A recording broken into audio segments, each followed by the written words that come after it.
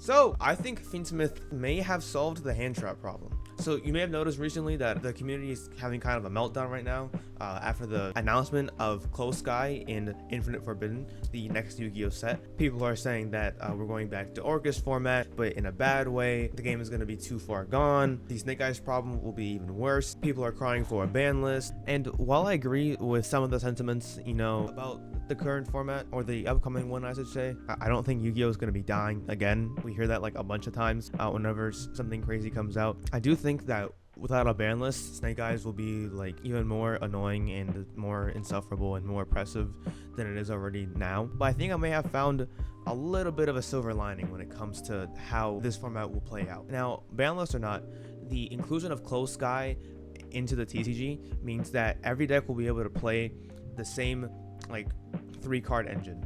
And what that means is that it's going to make every deck impossible to hand trap. Snake Eye will already be bad, but a deck like Yubel would be insane. It's going to be impossible to hand trap because they have things like opening of the spirit gates, Gravescormer. It's going to make these decks like really hard to stop from playing in the first place.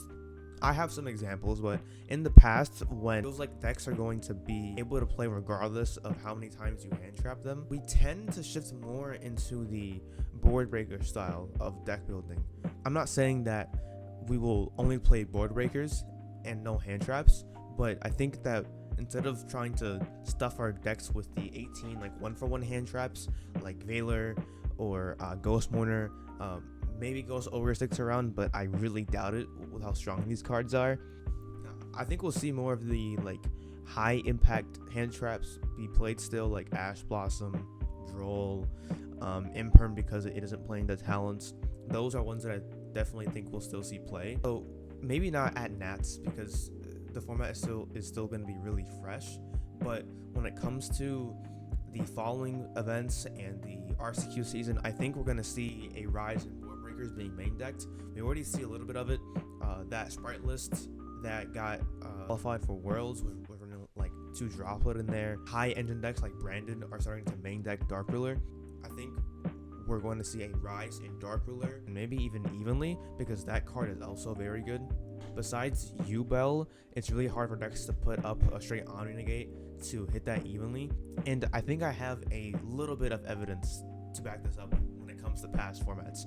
For example, we have Kashtira. Back in 2023 or 2, I think it was, when Kashtira was in its peak and Arise Heart was legal, we stopped playing like 12 hand traps and started playing like the 2 or 3 good ones, and then just played board breakers.